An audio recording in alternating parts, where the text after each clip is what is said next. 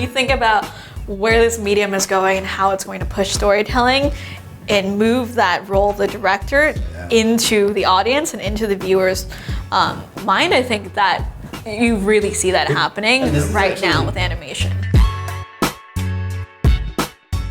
Hey everybody, welcome to Inside VR and AR, or as Robert likes to call it, Inside Mixed Reality. This is our usually weekly podcast, our 5th episode, so we're just getting started, but whether you've listened before or you're new, thank you for joining us. And today we have Helen Situ from NextVR on, so welcome Helen. Thank you for having me. And then obviously Robert Scoble is our host, so here's Robert. Yeah, thanks for having me on too. Sort of an inside-outside reality.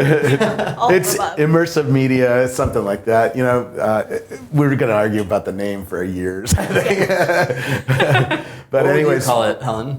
I still love virtual reality. Yeah. At the end of the day, it's still virtual, it's still digital. Mm-hmm. All of it's coming together through that, whether it's involving the outside world or overlaying and fully occluded. I mean, that's just sort of like the future. It's going to be a mix of your physical and digital environment, whatever we call it. It'll be the same thing in 5 to 10 years. So we should title this podcast what, sports and music, or is it bigger? Is NextVR bigger than that? And we should go into what NextVR is and maybe introduce you a little bit, because NextVR got what, $60 million? 80 million in the last round. Ooh, nice chunk. You were grilling me at the last event that we spoke at. Yeah, I was trying to get it out of you then. Confirm how many millions from who. And then the next day we announced it. And the business is, you guys started a company that built a camera and built a player and built a distribution, built a codec to be able to broadcast live events, right? Right, so at NextVR we have a full platform around broadcasting, everything from the capture side to our own encoders, our own compression algorithms, all the way down to the delivery and playback, which is a player you mentioned, which we have on multiple platforms. We have it on the Gear VR. We've been a launch partner there for the last couple of years, and today we launched on Daydream. Yeah. So we've been hitting hard on the mobile end first, I think. It's really exciting to see how entertainment is being consumed in a very, it's a little more interactive. It's more interactive than watching it on TV, but still, at the end of the day, if you want to watch a concert, you want to go to a football game, a basketball game, you're probably still seated most of the time. Yeah. And I think these mobile platforms lend themselves to that really well. Yeah. Now I've built my own little ball of GoPros and stuff like that, and taken it to Coachella and other places. Yeah. So I have some insight of how hard it is to do this properly. And when you do a music festival or a sporting event, how many cameras do you bring? Tell me a little bit about what NextVR does on site. Yeah, on site, I mean, how many cameras we bring to a show really depends on the nature of the show. I mean, if we're going to a smaller venue, like last night, we had our first Live Nation concert at the Tabernacle. I don't know if I'm pronouncing that wrong. Tabernacle Theater in Atlanta, Georgia. And it's a smaller theater, a smaller venue, really architectural, gorgeous place. We had 5 cameras there. Yeah. And I think for a music show, you have 2 on stage that are sort of behind the musicians, looking out at the crowd, 2 front row that are looking up at them, and then we had 1 in the balcony as well. I think 5 cameras in that setting worked really well, but we also had a couple others that floated around backstage and around the hallways in the back as artists are coming up and getting off stage. When you look at the NBA games, we've been doing it with about 8 cameras. Yeah. So that's also around placement. We have them on both sides of the court side. We have them under the baskets, which is one of my favorite camera angles. I remember the first time we introduced that camera angle, when you're underneath the basket and you feel as if you're sitting there, I almost had like a quick reflex to like crouch. I felt like a Spider-Man up on the basket, because you feel like you're suddenly sitting there and you're looking around you as if you're up under the basket and people are coming in, dunking. You see the little bit of the shiver as the hoop is trembling as somebody's hanging from it. So it's really interesting to see how that experience transforms from just watching it in an outside experience on a screen to it being your entire vision, your entire experience. Yeah. For people, and this is the problem with that, doing media, you have a lot of people, many of our audience will have an HTC Vive or an Oculus Rift or a Sony PlayStation VR, and then many people might be just getting interested in VR, and maybe they've had a Google Cardboard, right? And maybe a lot of my audiences haven't even had that experience yet, right? And so what is the act of watching sports and music like, for people who haven't yet done it? Because I bet even people who have an Oculus Rift or a Vive have not experienced NextVR and haven't experienced being in a sporting event or in a music event, watching this stuff in their headset. Yeah, that's a great question to try and explain and illustrate what the experience of attending a concert or a sporting event is like in virtual reality. Essentially, it's as if you have a virtual seat at the arena. But imagine the best seat that you could have, the seat that you couldn't even buy, somewhere behind the scenes, in the locker room, backstage. I mean, those are the types of seats that we give you in addition to covering the actual performance or sporting game or whatever it is. I like to call it like teleporting to the event. And when you're at the actual event, because we have multiple camera advantages and multiple perspectives, you're actually able to teleport within a venue. So it's as if you have a courtside seat at an NBA game on both sides of the court. If you want to go up in the balcony, you want a bird's eye view of the entire court, you can do that as well. And that's something that I didn't do with my little GoPro rig. You're actually syncing these camera rigs with each other, right? So you can go from one location to another, teleport, as you said, right? Mm-hmm. Yeah. Tell me about the technology, because that's nutty technology, right? That's like I said, when I bought my camera rig, I put 6 GoPros on it, and you have to play a lot of tricks to get them to sync together. And then you have to bring it into software and stitch them all together. It's a pain in the ass, right? Yeah, post-production on GoPro footage is pretty intense. But you're doing it in real time and you're doing it live, right? So, and you're doing it with multiple camera locations. Yes. So what's that like? What's the technology underneath? Let's start with the cameras. What kind of cameras are these? So we've publicly said that we've used Epic Red Dragons, but we've been experimenting with a number of different rigs that we haven't publicly talked about. So when you're looking at it, the idea of having multiple cameras that are synced up together in real time isn't new for the broadcast industry. When you look at an NFL game, how many cameras are they shooting from? Whether it's a ton of them covering fan footage to arena to back, in locker rooms, everything coming together. That idea of having a full broadcast platform, having multiple cameras cutting between them, giving you multiple perspectives throughout an entire event or happening is not new. So a little bit about NextVR. We were founded in 2009, and we were founded as a 3D broadcasting company. So early on, we worked with Turner and ESPN on sports in 3D for television. And as you know, 3D TV didn't quite take off. And that's probably one of the biggest questions that we get asked from somebody just brushing against the VR industry and coming into the idea that, you can do, sports or music or live events in VR, but why? Why does that matter? And I think the big thing that's different about virtual reality and 3D TV is that 3D TV is still a frame. Yeah. You already have a television. And even if you go out, you spend a couple $1,000s, you buy a 3D TV, you bring it home, you put it in your living room, your pets, your kids, your kitchen is still all around you. Everything else is still around you, sort of as a distraction, and you sort of have to sit at center with your television, wearing a pair of glasses to get that effect. And it's really only depth in one dimension. Whereas when you look at virtual reality, you actually are in a tracked environment with the headsets, even if it is with a Gear VR or a Daydream, you're able to look left, right, up, down behind you as if you're seated there. Yeah. The big difference with the mobile platforms and the higher end ones, as you mentioned, with PSVR, Vive, and Oculus, is that you're not able to stand up and walk around and move around. But for a lot of entertainment right now, I think the consumption of it, I think you will want to be seated. When you look at long form entertainment, do you really want to be running around for an hour? Well, I watched a movie called Alamet last night, which got praise at Sundance in January. And man, it's interesting. It's a little film about a little girl, and it's all animated, right? It's not captured with a camera. It's drawn in Unity.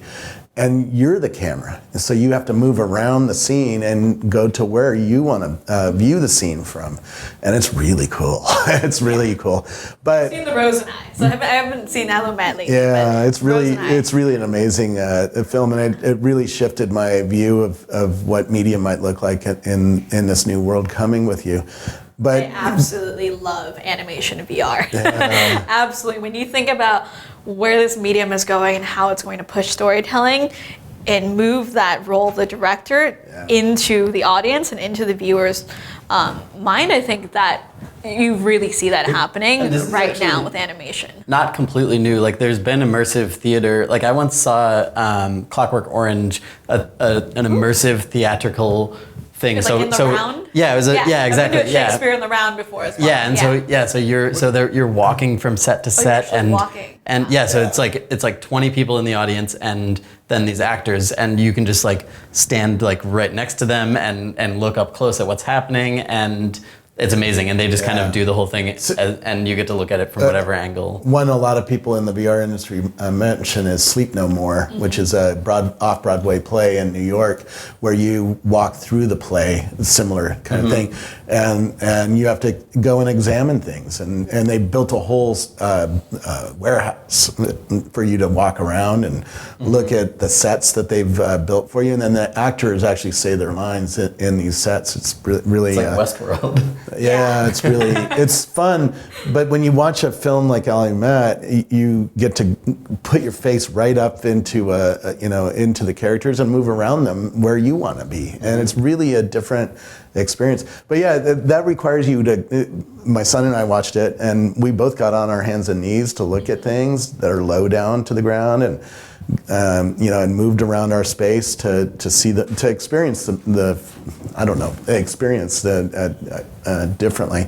But with sports, you sort of don't want to do that. You want to just sit down and watch it, sort of like you would sitting in an arena, right? Right. And in fact, I think the two will merge over the next decade, where you're going to wear glasses in the arena itself and see data overlaid on top of players and stuff like that. And NFL is working on that as well. Right. So it's going to be real interesting to see where your company goes. NextVR is going to be a lot of fun to watch over the next decade. Yeah, the future of fandom is super interesting as you look at the different ways people can consume content now. Yeah. I mean, people were going to arenas and then they were watching it on TV, and now you see more and more offering of sports on mobile phones. The natural extension of that is going to be in mobile phones and VR headsets. You're going to be watching it in VR. There's going to be so many different ways of delivery, but it's a little bit different around sports, that you have such a central, fast-paced story that's unfolding in front of you that is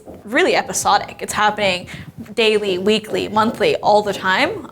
So the level of engagement, I think, that is required with that sort of storytelling, where this is happening really quickly rather than at your own pace, or more in your ballpark of your own pace, as you have with Alumet. I mean, it's still guided, but you have time to explore and dive into it, whereas in sports, it's like you miss that play. like boom, boom, boom, everything's happening the whole time really quickly, and so you're much more engaged in a slightly different way. Yeah. Can you pause the game, or and go to the bathroom or anything like that, or because that's always when you're watching a game in the arena, you can't do that, right? Right. But at home on TV, you can stop and start and fast forward, and all the fun stuff that you can do there. Can you do that sort of stuff in the NextVR?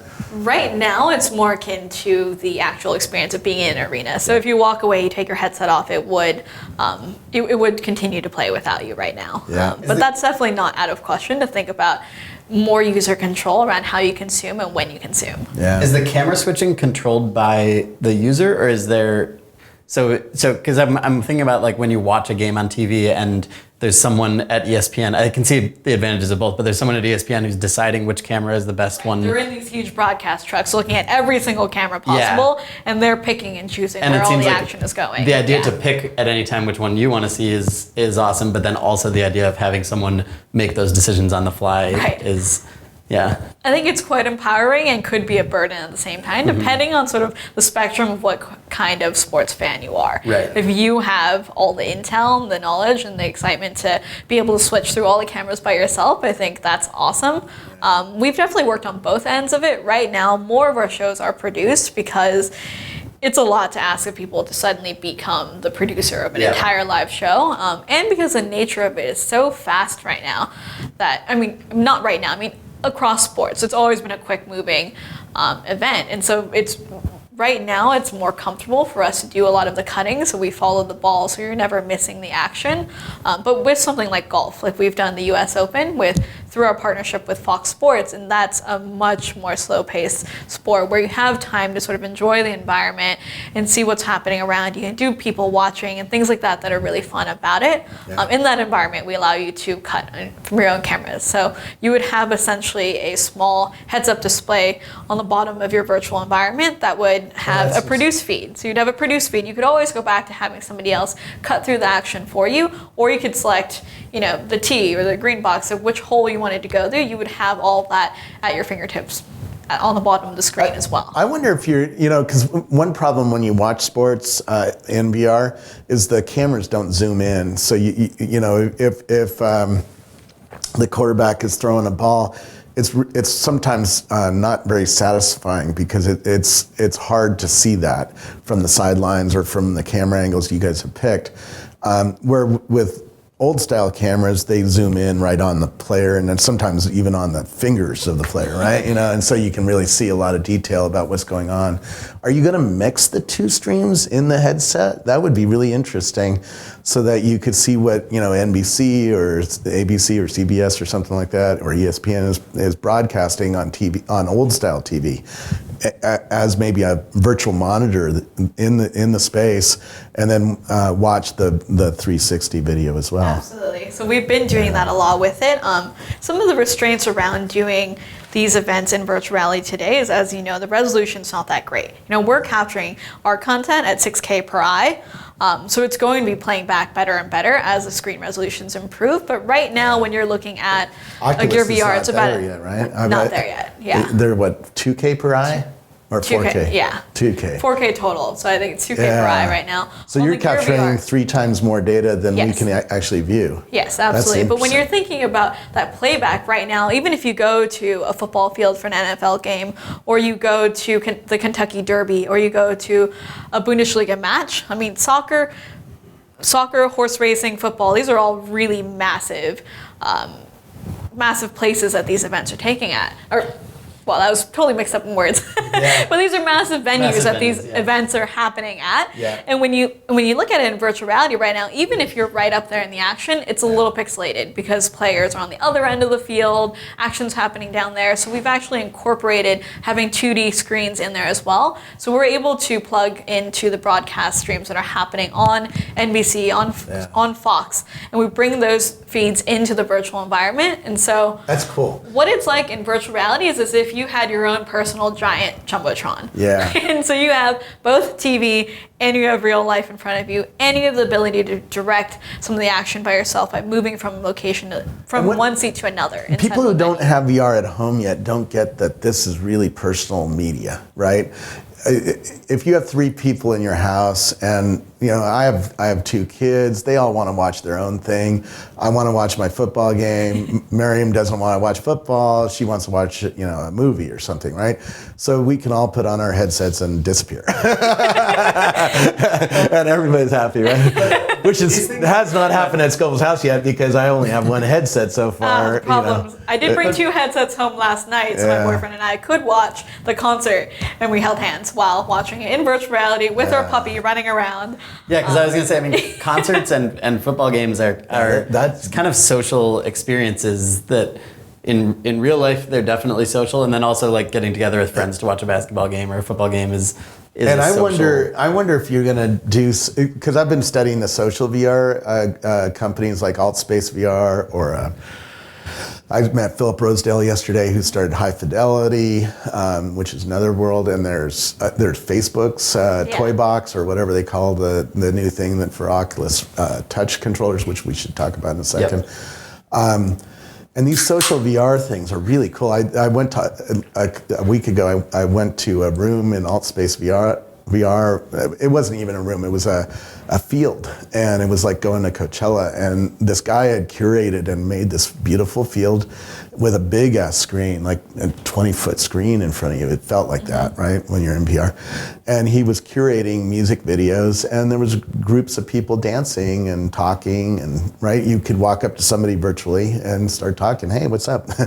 and it was really a fun experience. It'll be interesting to see how entertainment, particularly of live events, changes to be more than just the live event, right? And having these virtual screens of showing the feeds off ESPN or whatever is really cool. And then having new social capabilities from like an alt space where I could actually see you and talk with you while we're watching the football game or while we're at a music festival dancing or whatnot, right? Yeah, it's absolutely on our roadmap to add in social elements to it. Of course, music, sports, these are very social events where you're packed in stadiums with 18,000 people or 4,000 people, 50,000 people. Definitely bringing those elements into it. And early on right now, you can even think about bringing in social media, whether it's a Twitter feed with that hashtag of the event happening or your Facebook feed or Messenger in there, something like that to just begin to bring in social elements all the way to the other spectrum where you have full avatars and you're bringing in friends together. You have a sense of presence in the same room and environment as them. Is this going to be where your business goes? Because I could imagine at some point paying $500 for a box for 20 of my friends, right? And I get my 20 friends to come into the box and we all see each other just like if we had a box at the real stadium, right? And then we can talk with each other and have fun while watching, the Super Bowl or whatever. And maybe there's even games or other things that we all can play together and, make bets on the game and all there's so much that can be done in terms of metaverse. Yeah, absolutely. Because I see there's a lot of virtual goods there that you could sell. Heck, merchandising. If I show up to that suite wearing lame ass clothes, I'm not going to look very cool, right? I need to show up with a virtual jersey of my favorite player, right? And that's going to cost $10 or something like that. And Apple will take its $3, and you'll get the rest, right? Right?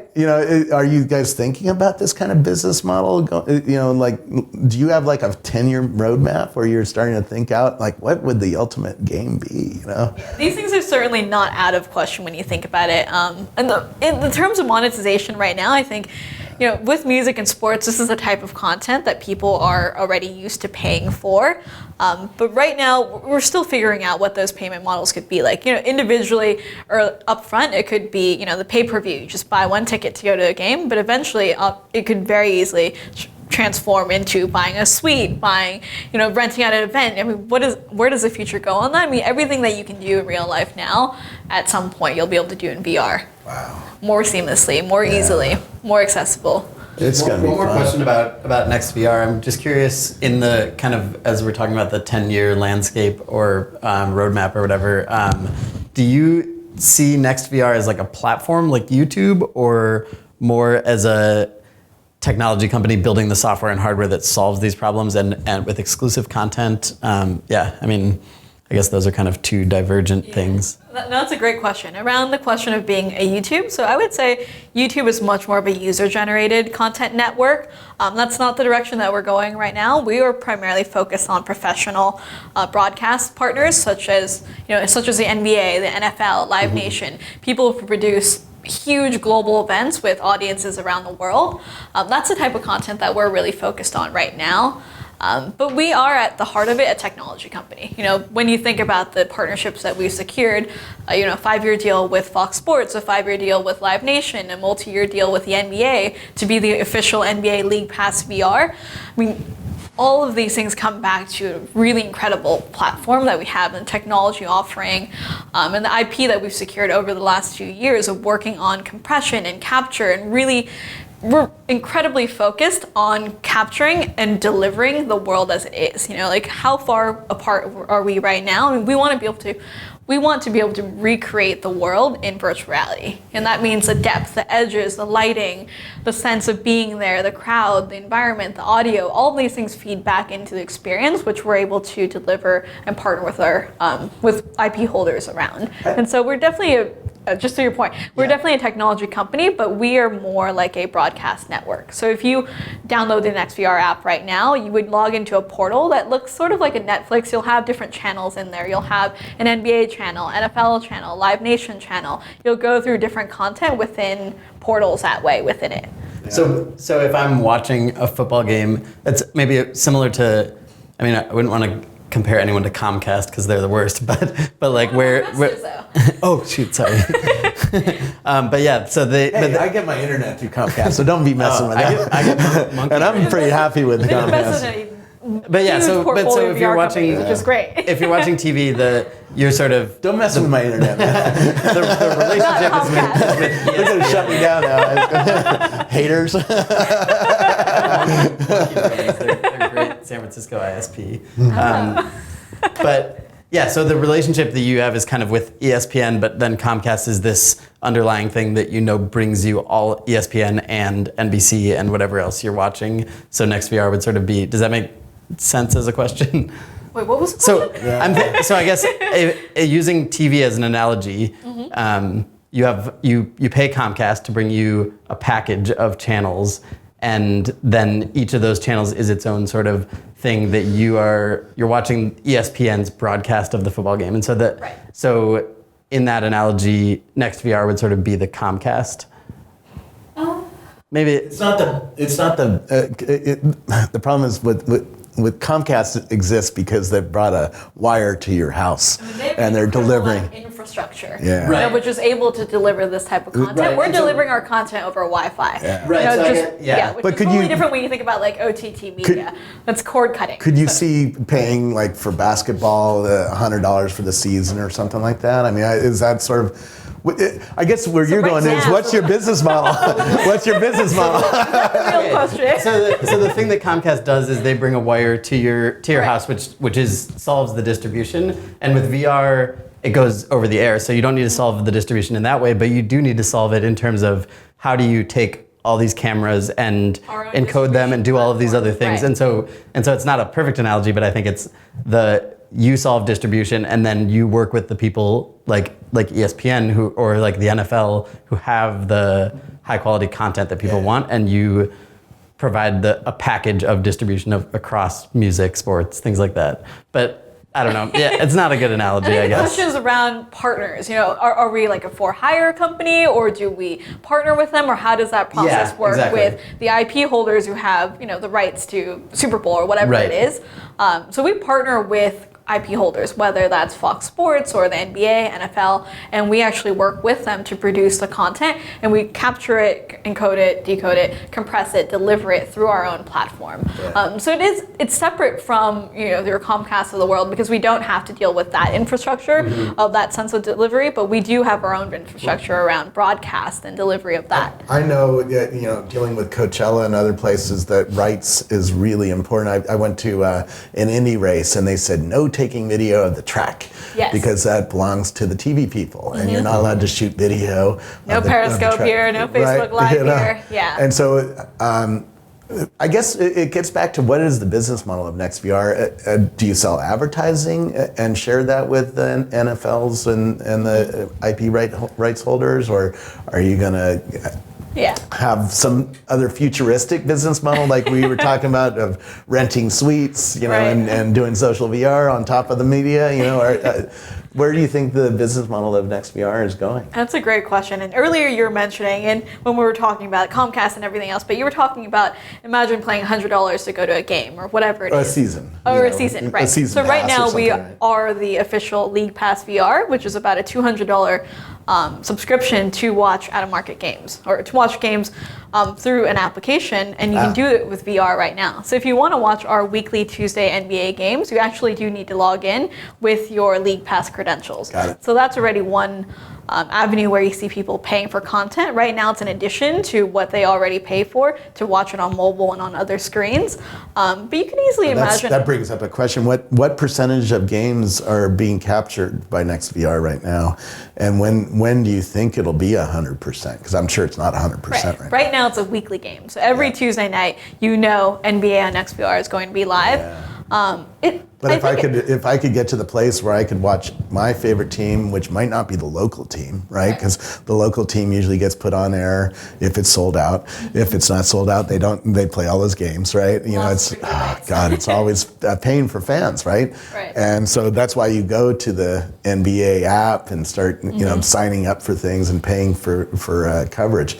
If I knew I could get every game, I would pay for that, right? Right. So when do you think it'll be 100% of all the NBA or all the NFL games or whatever? Yeah, when you think about every live event, whether it's your favorite artist, your favorite sport, your favorite team, when is it going to be that all of them will be in virtual reality? I think some of that question is also on the hardware side. Yeah. The onus is on how many headsets are being sold. What is the potential audience out there? And does it make sense for all these events to be replicated in virtual reality as well? Yeah. So some of that's out of our control, just looking at the market and hardware adoption. I don't think it makes sense for NextVR to do every live event every day of the year happening around the world if there's only 100,000 people with headsets. When you have significant audiences on these platforms, you'll see more and more and better content coming to play. We should talk about that. HTC Vive has sold less than 1 million, I believe, right? Oculus is about the same. I think in the hundreds of thousands. Hundreds of thousands, and Samsung has sold about 1 million, maybe a little bit more. More than 1 million. Samsung has 1 million active per month. Okay, and see, I like hearing the latest numbers from somebody who actually knows.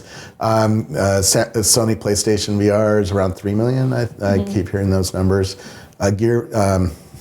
Google Cardboard's been giving away 5 or 10 million, but I have 5 of them sitting at home and I never use them. Right? Yeah, they give them away as promotional stuff. 3 of them are Sundance branded. They give them all the New York Times. And you really don't want to watch a 2-hour game in a cardboard holding it up to your head. I can't really do more than like 3 to 5 minutes. Absolute did a music video, and they said their average time spent in the cardboard was 19 minutes. 19? 19's pretty long, but after 20 minutes holding the cardboard up to your face, that gets old, right? Somebody put a rubber band on that. Yeah, I don't think I've kept any headset on my head actually for more than about half an hour. Oh, you got to come over. Oh, really? You got to come over. Yeah, because that's what I was kind of thinking. So. I can go for hours now. So, hours for sure. Yeah, the headsets are getting better, and the content's getting better to where you can actually play for or watch something for a while. But a football game's 3 hours long, right? Yeah. So that's a long time to be in a headset. But I think people get used to it, and. People get used to it, and people take breaks as they would if they were in stadium. You're still going to use a restroom. You're still going to drink beer, eat food, and there's still or whatever. commercial breaks because when you're in the stadium, there's commercial breaks. They stop the football game for TV breaks, right? So we actually don't always have the same commercial breaks as television right now. We've started introducing some other breaks or feature pieces that happen at halftime that are really cool, sort of behind the scenes interviews with the owner of the team or something like that. But right now, you do have little moments of downtime that you're able to come. During the commercial break, break, there's time for you to come out of it as well. Yeah. What have you learned about the markets around the world? And here's where I'm going.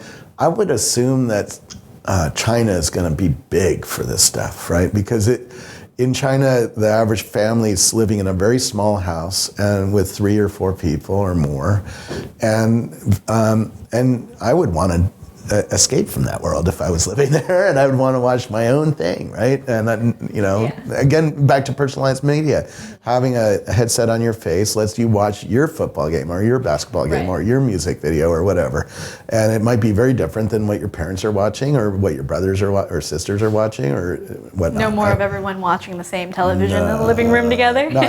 Super Bowl might come together, but even Super Bowl, I think we're going to be watching it personalized. We're going to watch it from our point of view. I want to be sitting in a certain place in the stadium. I might want to choose my own cameras, and I certainly will want to focus on my team, and my team might be different. You'll want to focus on what you care about. Yeah, absolutely, across media. But virtual reality is going to be massive in China. Yeah. I mean, I was in China last year as well, and in Cantonese they call it magic lens, which I love that term for it. But when you think about the adoption of technology and personal computing in China, I mean, people have essentially skipped the personal computer and laptops and gone straight to mobile.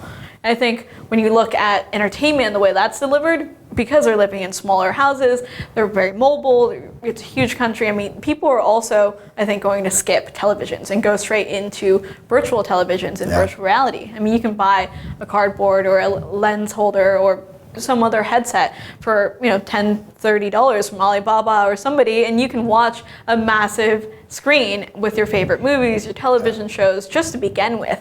And then you think about all the content that's going to be coming in from virtual reality, and that's going to be massive there. Yeah, that's one thing that people who don't play in VR yet don't realize. These virtualized screens can be as big as you can make them, right? Even so big screen, you can just with the company Big Screen. I mean, you can have as many screens as you want. You can be sharing screens with somebody else. I mean, right now it's around entertainment, but you can also see that trickling into workplace and education. And like, how many study groups have you been in college or whatever it is that you want to be sharing your information with somebody else, and you want to be studying together or creating something together, like a book. I mean, those are all opportunities for collaboration in a way that makes so much more sense when you're in person, but you could do that in virtual reality.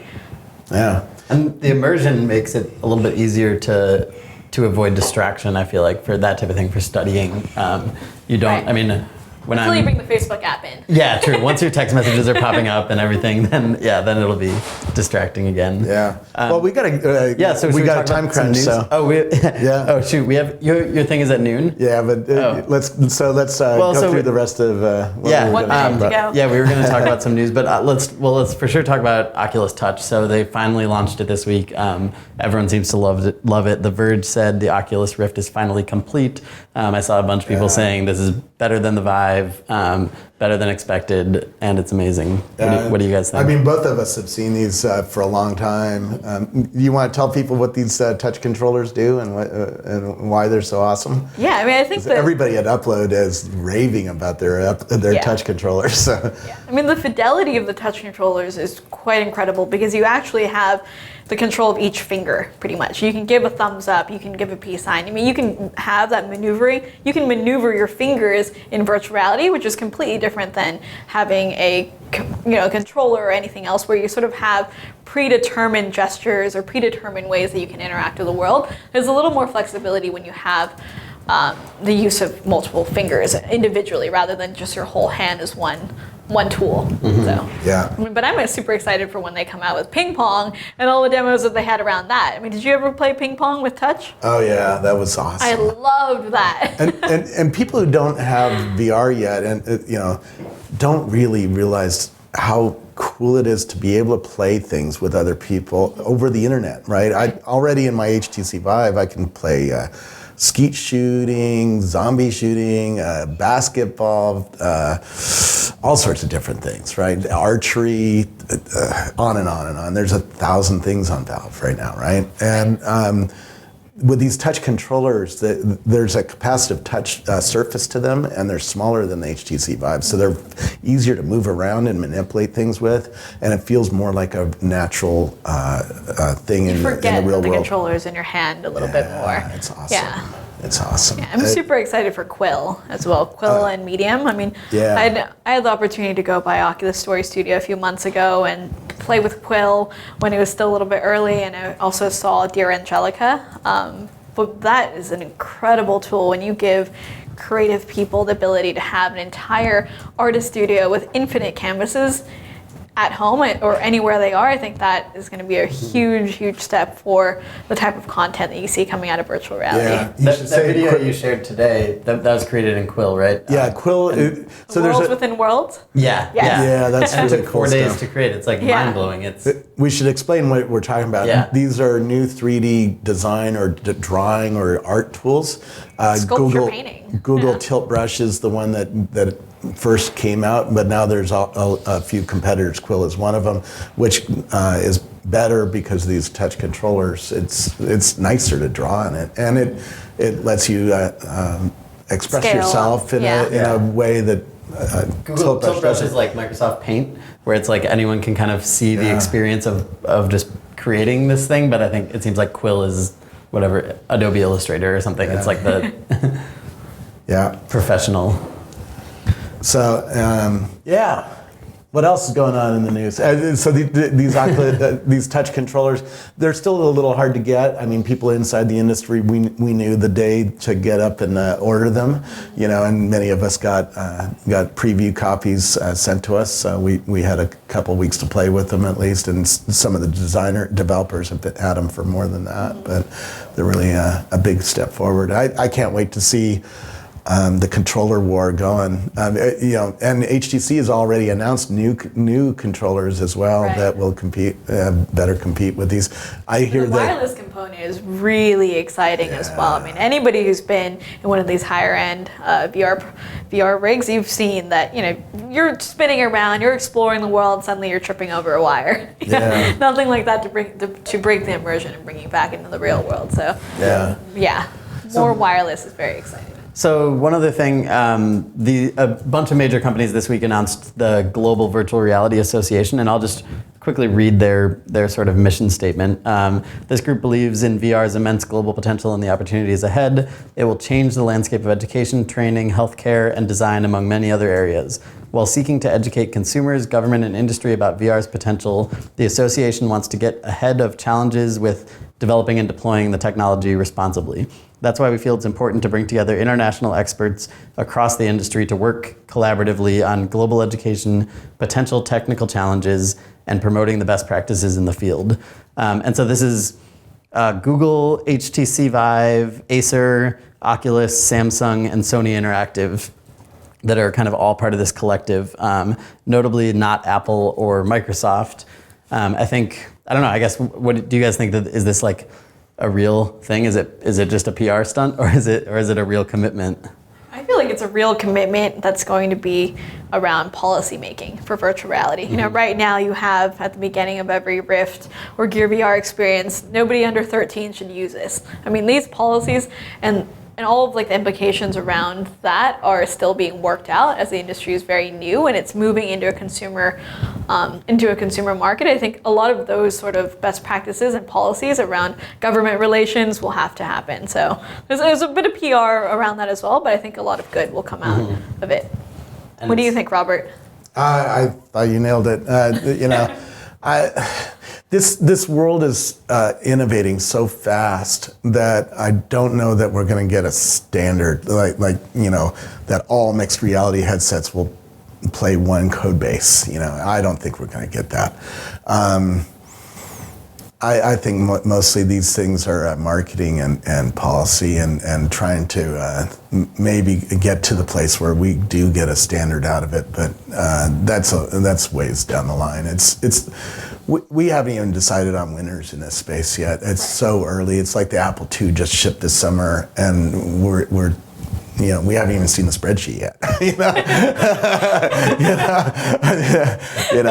And it's true. I mean, we have a HoloLens here on the table, and this whole market is about to go through a big bang. I believe Apple in 10 months is going to come out with a new iPhone that's going to do virtual reality and augmented reality, and that's going to blow up this market and really force a lot of companies to innovate in ways that they probably don't feel comfortable doing, but they're going to have to stay up, right? Right. And what do you think about Apple sitting out of this?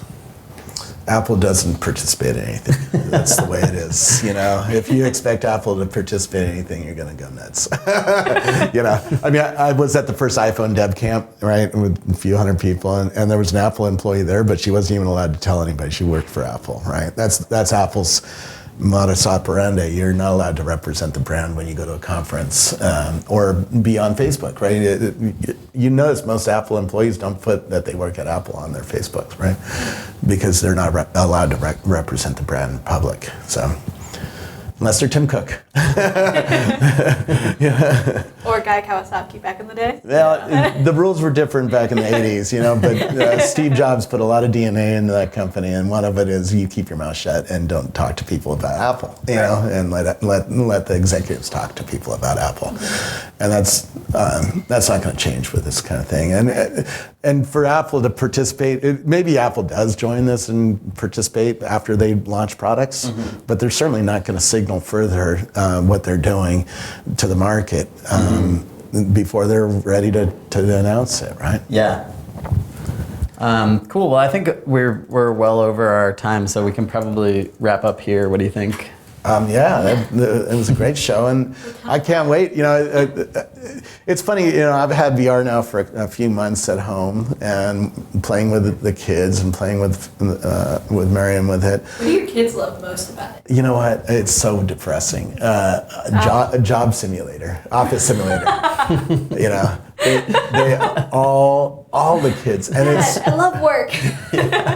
It's weird. I have a 7 and 9-year-old, and they knew about this game before they even knew about VR because, because they all watch YouTubers. Oh, right. They're all addicted to YouTube, and they all watch hundreds of YouTube videos a week, and they all knew about it, and they all wanted to play this. All these kids, I had 40 kids over one time for a birthday party, and they all wanted to play this. I'm like, don't you want to shoot zombies? No, we want them to play off outer space? Job simulator. Don't you want to go around the world on Google Earth? No, I just want to play Job Simulator. It was like, what? This is like being a 7-Eleven clerk. Is this coffee donuts? Wow. Could I put my chores in there? That's can we have the kids do the chores? In VR. Do your homework in VR? Yeah. They'd be all over that shit. But it's such a pleasure having you on. I really enjoyed hearing you at several of the conferences, including Loic's Leaders Conference, and it's great seeing what you're doing in the world, and can't wait to see more sports and music. Who doesn't like that? Well, thank you so much, Robert and Austin, for having me today. It's been a ton of fun. Cool. So if you are just tuning in for the first time, you can find us at vrpodcast.inside.com. We're on iTunes, SoundCloud, and all of the other platforms. And if you have any feedback, I'm Austin at inside.com. Everyone knows Robert's email address, so I don't know if I'm supposed to say it publicly, but it's all over the Scobleizer. If you can't find my email address, you are not trying very hard because it's all over the internet. So we love feedback, and we love iTunes reviews, and let us know what you think. Thank you very much. Thanks for joining us.